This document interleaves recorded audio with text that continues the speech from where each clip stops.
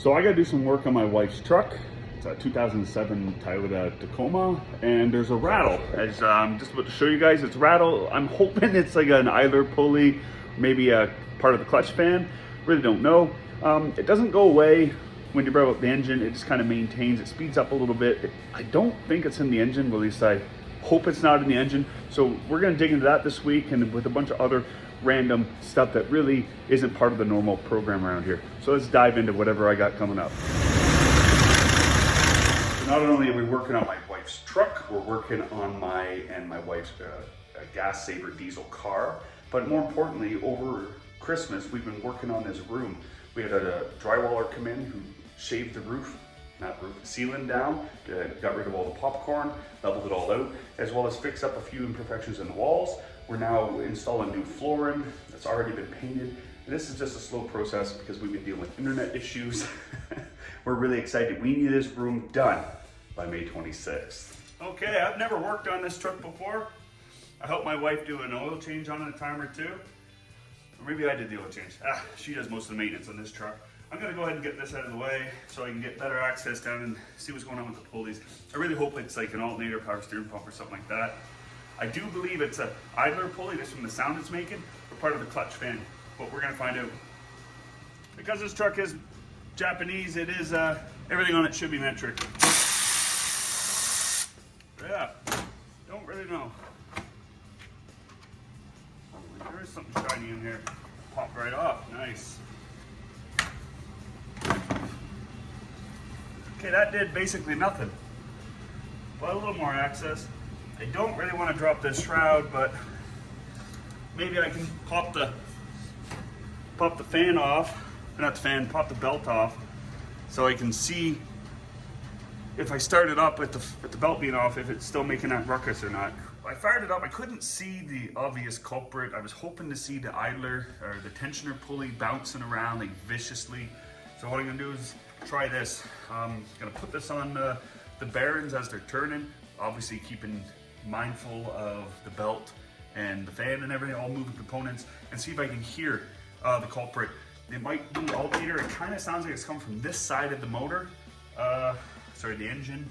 So yeah, it kind of looks like it's either the idler pulley right beside the alternator or it's the alternator itself. So I need to try to troubleshoot this. I'm not a big fan of just throwing parts at things, although sometimes that seems like that's what happens. But for this one, we're gonna try to keep it simple. I'm dreading the idea of taking this fan shroud off, but it probably is gonna need to be done. I prefer not to work on these newer vehicles because everything is such a pain in the keister. There's no room, and trying to get your hands down into things can be a real pain in the keister. So enough complaining, let's get at this.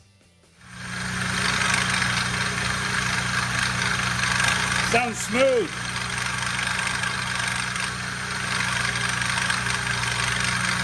Yeah, there's that pulley right beside the alternator. I was just on the alternator. I'm gonna go to the idler pulley right beside it. It's a little more tricky to get to.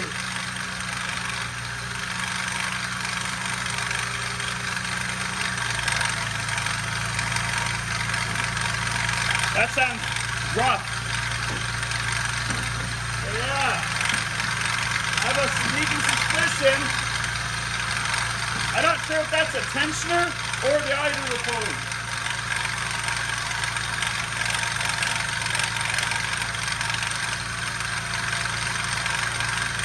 Oh, I can see it. It's back and forth, back and forth. I'm like 90% sure that's my problem. Oh yeah, hey. I just got off the horn with Napa, ordered up the whole front rotisserie kit. I forget exactly what they call it, but it's basically just the idler pulleys, the two of them, and tensioner pulley along with a brand new belt.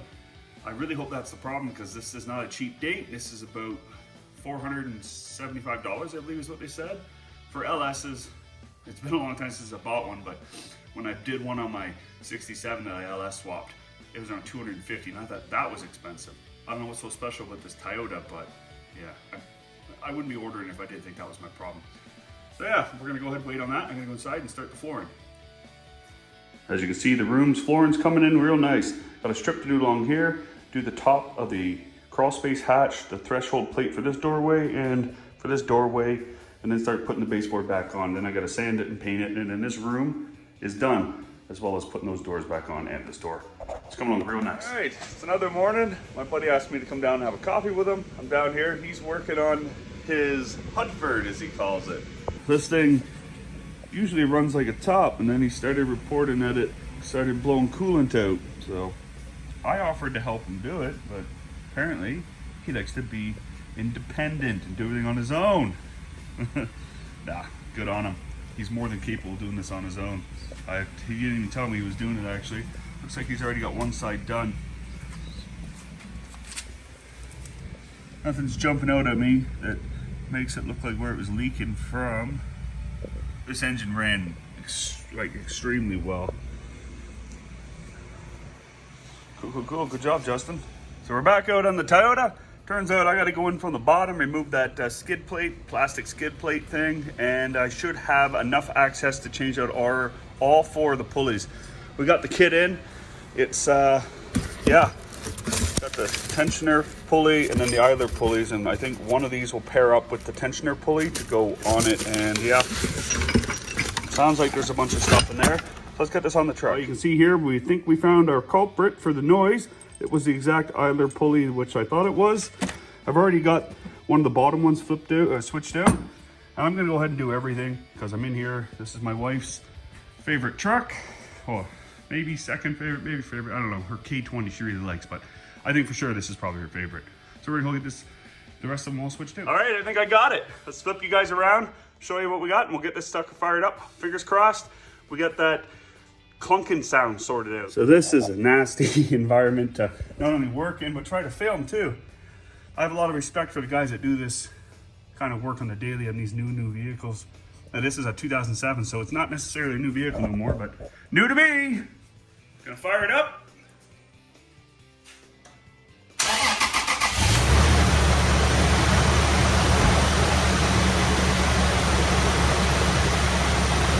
Ain't that nice and quiet?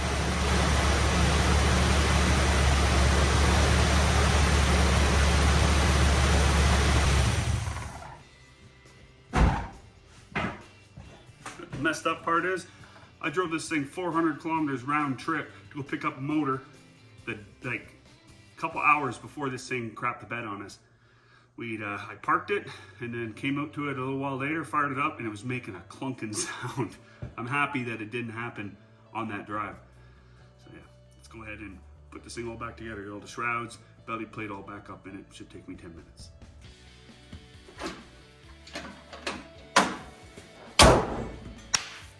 Done.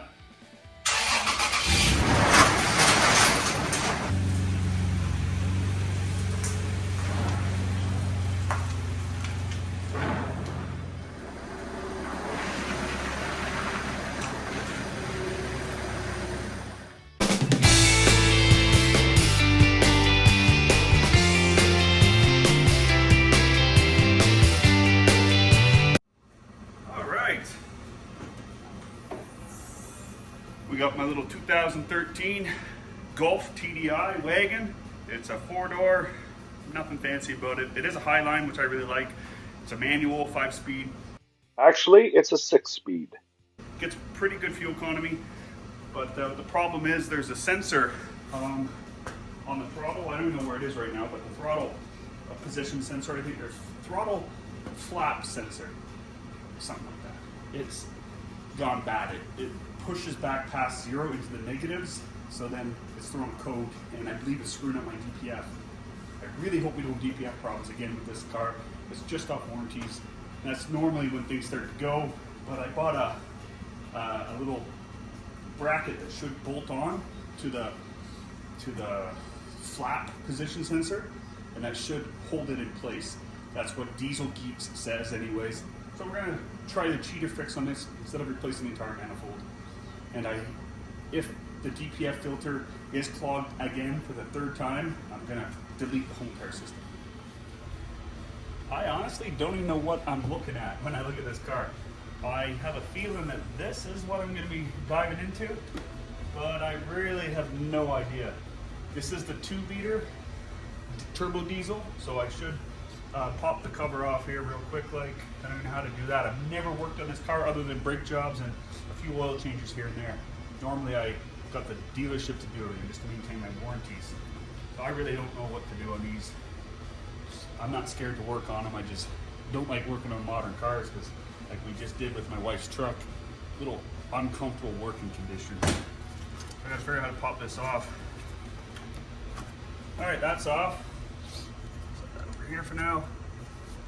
So I might have to hit the books to figure out what exactly I'm supposed to be attaching to what. Okay, after some poking around the engine bay, it wasn't over here, it was actually over here. And I gotta move these wires very gently out of the way because they can be quite brittle. And down in here, there's a little, I guess it's some kind of flap. I'm not exactly sure what it does, but it's up in there. And this piece right here bolts onto some of these, its mounting hardware itself. So I need to, they recommend removing this. I'll look up the code again, what my car was throwing. But yeah, it's down in here. This is gonna be one of those things that just, no matter how you do it, it's just gonna get underneath your skin. Oh, my car is getting up there in miles or kilometers. It's about 250,000 kilometers. I don't know how many miles that would be. 155,000 miles. Yeah. Okay, I'm gonna think about this a little bit more. Okay, so I got ahead of myself and started taking stuff apart. You see that missing bolt right here? That's the only bolt that I think I need to remove. You're supposed to pop these three out, include these two out and that one, and then that whole thing will come out. And that little black piece right there is the flap that moves back and forth. And there's a little spring that connects it over to the intake manifold. I was told by some people online that you can get away doing this without removing this. It's not complicated, it's just that spring is in a really, really nasty spot. So I'm gonna try and do it I guess the cheater way, just by installing it through there. I'll show you how it connects up right now. Slides in alongside that. So then that bolt hole, this bolt hole goes on right beside it. And then this little piece, the factory bolt slides through it and bolts it on. So then it holds the flap to its factory position. And I was told by people online that they did it without removing the whole entire unit. The Diesel Geeks recommends removing it, and the videos I have watched said to remove it. This isn't a how-to video on this. This is just me trying to get my car up and running so my wife and I can utilize it more. So yeah, we're gonna try doing it the cheater way, but don't be surprised if you see me pulling it off in the end. So I tried to put the factory bolt that holds the the intake flap position sensor, and the code that pops up for the car was a P2015. And this bolt won't go through. So I have to waller that hole out with the drill. That should be enough. I have next to no idea what I'm doing here. So. Cool. I might have to pop that off just to make sure I'm doing it properly. Because it does not feel like it's gonna line up the way they made it seem like it was supposed to.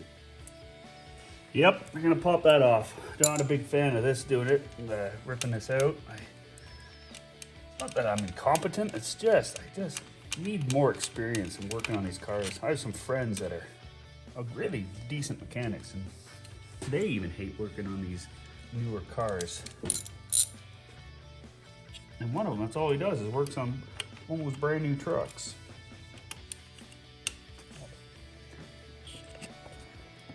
Okay, you see that spring there?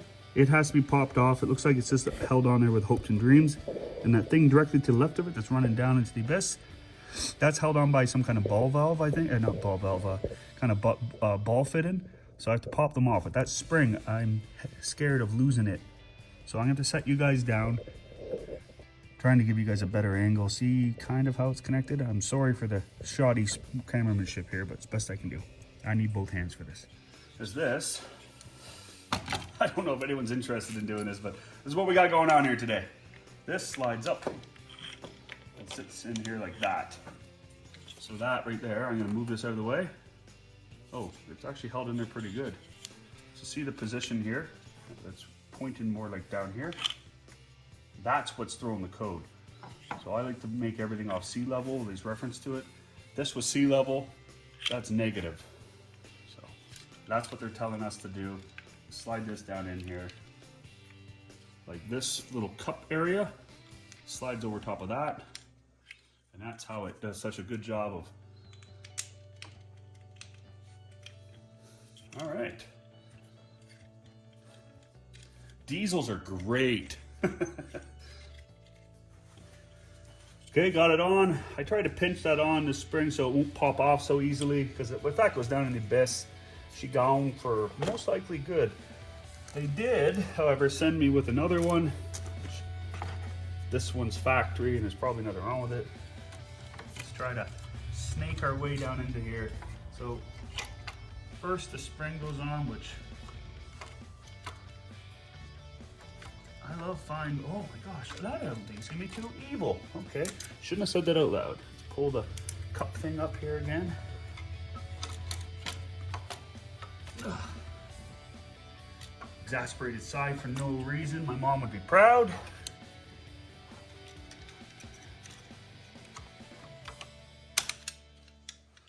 Dukes. Okay, come on, you little guy.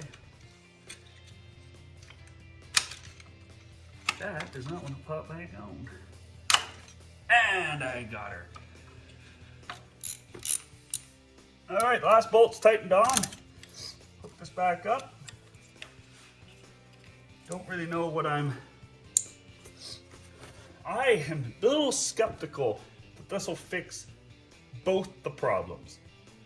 But I hope it'll fix the check engine light. Because right now we got, I don't know if I mentioned this already or not, but we got two lights on the car. On the dash, we got the check engine light and we get the DPF filter light. This DPF filter I got replaced in August 2019. So to me, it's not even, it's 4.5 years old. You know, technically calendar wise it's 5 years old, but yeah. When I fire it up, apparently the check engine light should be gone, because I had my buddy's mechanic, my buddy's shop, he got his mechanic to run the codes for me on his snap-on scanner, and it came up with two codes. And the one code was the P2015, which this should fix. So let's go ahead and fire it up and see what happens. All right, got the glow plug cycle. Okay, check engine light's still on. Huh. Okay, I don't know why. Everyone was saying how it should go out right away. Car's still really cool. All right. Don't worry about those other two lights. One's for my front passenger fog light, and the other one's for a crack in my windshield wiper reservoir. Hey gents, after shutting the car on and off 3 times, the light went out. I remembered reading that somewhere, so we're off to a good start. We got some more issues though, minor stuff. One of them's cosmetic, the other one is that windshield wiper reservoir. It does hold fluid, but not very much, and my wife has put on my honey to-do list is fix that windshield reservoir. I got to take the whole bumper off, and it's just it can be a real bugger to get into, but it's one of those things I got to do. I know what the problem is. Yeah, I just got to get into it. Okay, the next problem I already started to dive into. This reservoir that is right there is for the same car, but it's meant for a sedan with the windshield wipers for the headlights. Now, I asked and asked and asked to try to get one without that. See that dark area right here? That's where the pump would go for the sprayers for these. Now, I was told by Napa that they don't carry the one for this car, so I had to improvise a bung for it, and I just put silicone that you put around your windows of your house on it, and clearly it did not hold up. So we're gonna have to try to fix this in place, or maybe pop it out. I don't like holding the bumper out like this. Popping the bumper off, it's fairly straightforward actually. Maybe I should just do that. I don't want to get underneath and yeah, so we're gonna try to do this the scab way. So this was the bung I put in there. As you can see, it's completely open now. I'm gonna drain some of that out and then try to come up with another bung. There, this is the bung I got in there now. It's not pretty, but it should hold. That nut going in there expanded up to fill up the gaps in the hole, so it should work. Get these little clips to slide into place.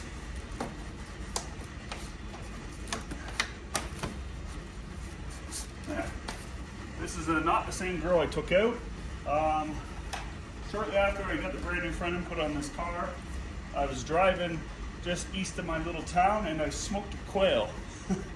Completely buckled in my new grill. Turns out that I didn't throw away my factory grill to the car because there was nothing really wrong with it. The other one was connected to the bumper, so I used it. So we got the factory grill back on the car. Not that it will change the value at all. No, it will because it's not cracked. Yeah. Tomorrow the new fog lights should be in, so we can get those switched out. And yeah, we'll have this car whipped into shape. The only thing we gotta do now on this week's list, I guess after getting the fog lights installed, would be paint the trim, the baseboard in the new room. And yeah, so there's not much else to say. You gotta let the reservoir set up, put the fog light in, which takes all of 5 minutes, not even 3 minutes.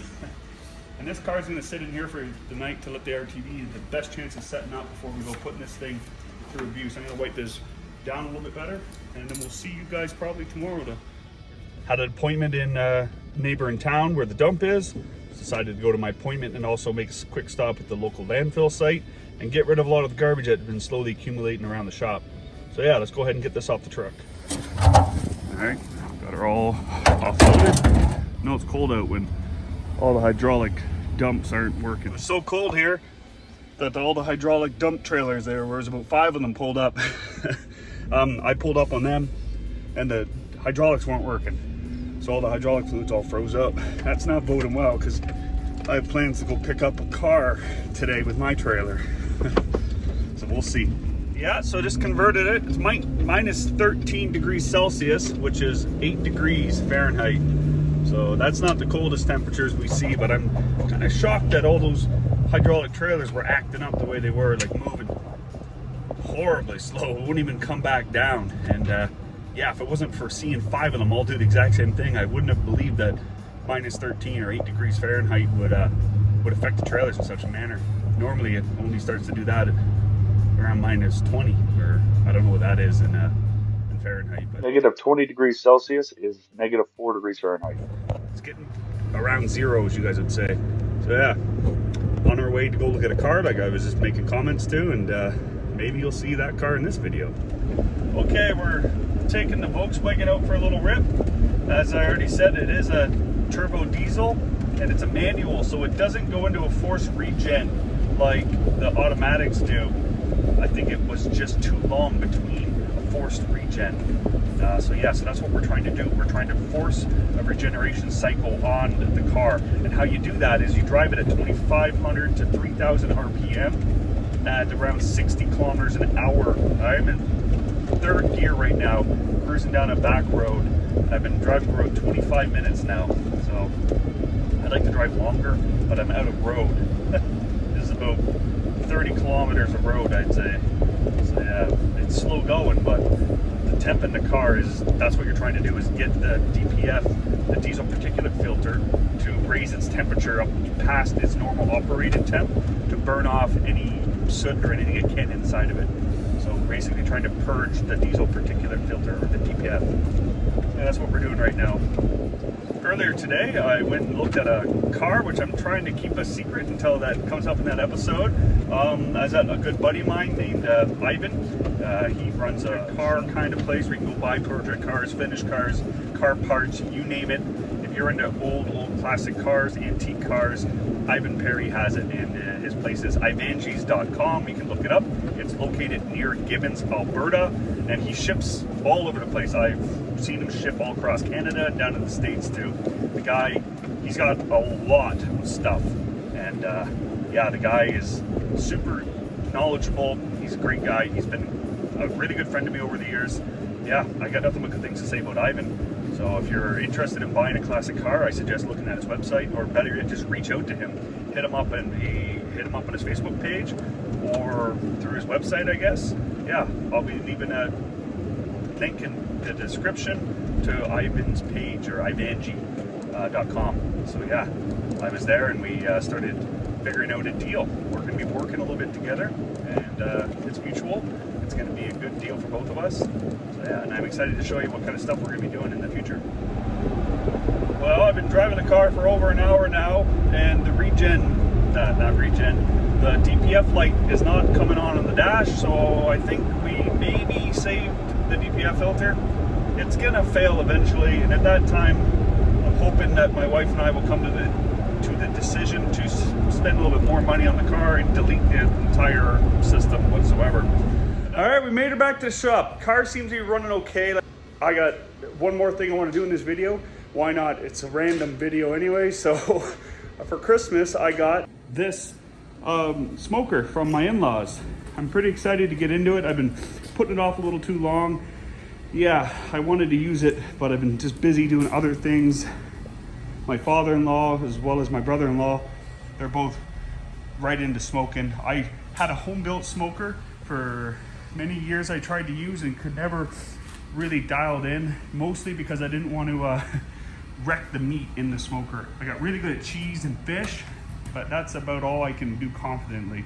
So hopefully with this new one, this will step my game up. So let's go ahead and start assembling this. I had to sit outside for a couple days on the back deck. I thought I would do it then, out there on the deck. Then it snowed, and then it got cold. Then I realized that I wasn't going to do it on the deck. So the shop is where we're going to assemble this.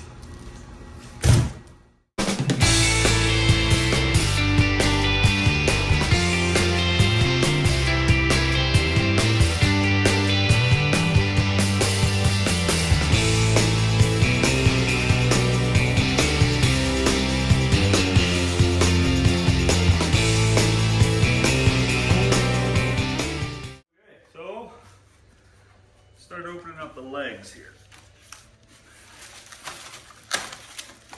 This is one of those things, I have always wanted one, but I would never do it because of the smoker I already had. Although it's not as good as this one, I imagine. John smokes amazing meat on his, but I hand built the one with no blueprint, just me and my buddy off the top of our heads. And it turned out, in my opinion, well for considering what we were doing. I'm happy with how it turned out. But this is something that I think I've always wanted. I just would never have went out and got it for myself. That's why it was even that much more of a shock when they showed it to me. They brought Justin and I out into the car park and popped the trunk of their little SUV, and in the back was these two big boxes. Yeah, and they were videotaping us, and they got Justin's expression, and it's pretty funny.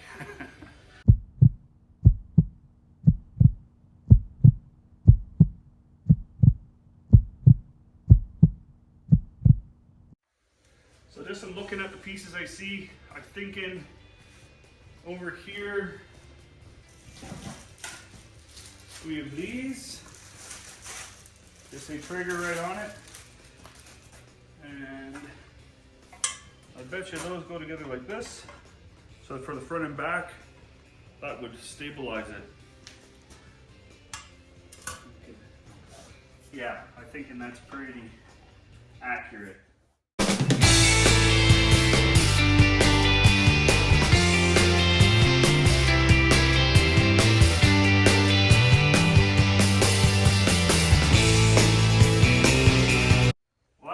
Slide the legs up into place. Well, that can't be because they're tapered. So the legs are supposed to go in first and then put this little support in. Not a big deal. We'll pop this side out. I think I can do it with just removing one side.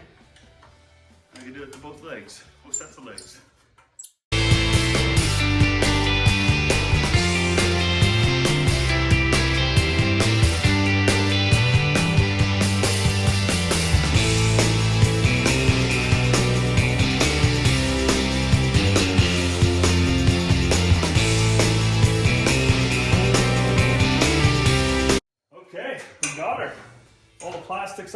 and as far as I know, it's done now, other than hanging in this little bucket, which we can do right now.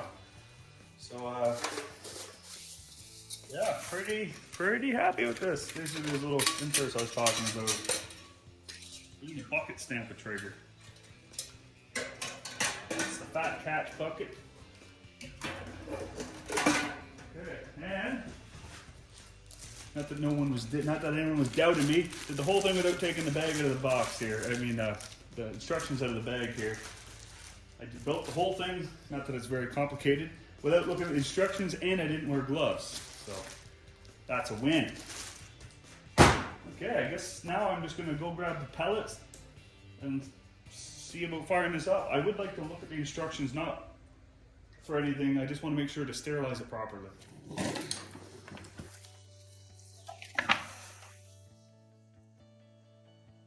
Well, I just read through this whole thing and nowhere does it say anything about sanitizing it.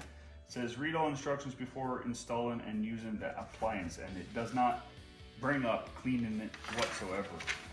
I mean, there's no oily surfaces anywhere. There's a powder coat, so it's not raw steel.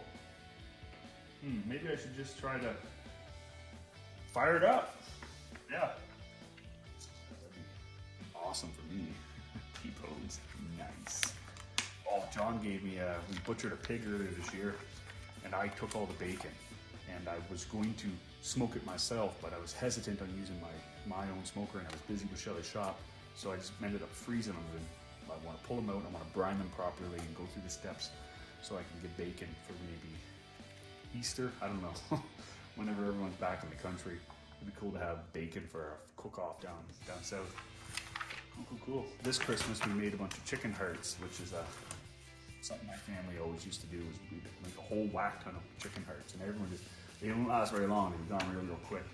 So I was telling John and Mary Ann about it when we were processing some chickens earlier this year, and we came up with the idea that we would do it here in Alberta. So yeah, it was turned out pretty good. John's were actually better than mine. So yeah, I had a weird recipe. I was supposed to be cooking the same ones I had growing up, but it didn't turn out that good that way. They weren't bad. This is the way John did them was more like the way my family does them. So next year I plan to make them a lot better, the way I was accustomed to eating them when I was a kid.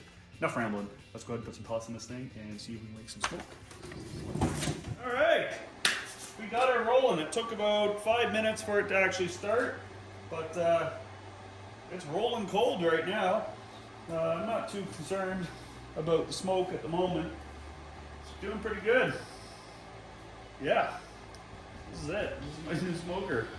I had to shut the whole thing down because I skipped a step. I had to set the temp to 180, do that for 20 minutes, and then set it to 350, whatever, or 450 Fahrenheit, and run that for 30 minutes. So yeah, okay, this is getting a little more smoky. Oh yeah, I'm gonna pop the door open here. Looks kind of cool though. I guess it's kind of lingering about 5 feet off the ground. Oh, she's trying to get over to my storage side of the shop here. Sorry. Look at that, isn't that kind of cool? Means that's cold. It's cold smoke. Yeah, and it's hitting the hot air. It's coming out up through here and it's hitting the hot air and it's getting pulled up. But down here is kind of cool. The way my shop is laid out, and look at that, it's getting pulled. Oh, that's cool. My furnace is back there and it's getting all pulled back towards my furnace. If I shut that door back there, it'll stop getting pulled down there. So it's getting pulled right through the storage area. It's kind of neat. And the main smoke has stopped. It's just kind of, that was the initial flash, I think. Cool. All right, she's at 256. It's been this way for a little while now. Let's just, oh yeah, they're sizzling nicely. I don't want to keep this open too long. Just wanted to show you all that we're using it. Again, Mary Ann and John, if you're listening, thank you very much. I really like it. I was over there measuring out the smokehouse, figured out that I'm gonna move it into the smokehouse, because right there is the home built unit that I built. Right here. That's the burn pot, and it takes raw smoke and pops it in there. In this stack over here, that's all hardwood, various parts of hardwood. So yeah, it's gonna be good. Let's go see what Nicole's doing. I think she said she's almost done the room. Honey, I'm home. How's it going? Good. Good? You look good. How's the room coming? It's getting there. Yeah. Well, we need this room done for what date again? May 26th. May 26th, and why? There's a little Shelly Shop Junior's on the way. We're very excited. Yeah, we're expecting our firstborn. Yeah, and this is gonna be the nursery. I can't come any further because I'm No, you welcome, can't. son. Yeah, I'm already pushing the boundaries. It looks really good. We've taken turns painting the room, Nicole and I, and yeah. So yeah, we got a newborn on the way. I'm hoping for a boy, obviously, and Nicole swears it's a girl. Yeah, this is our first, so we're pretty excited. We've been married for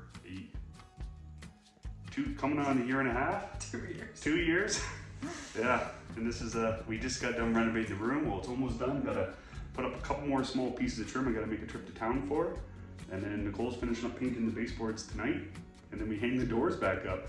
We just needed to get this video wrapped up. You've been doing a good job, thank you.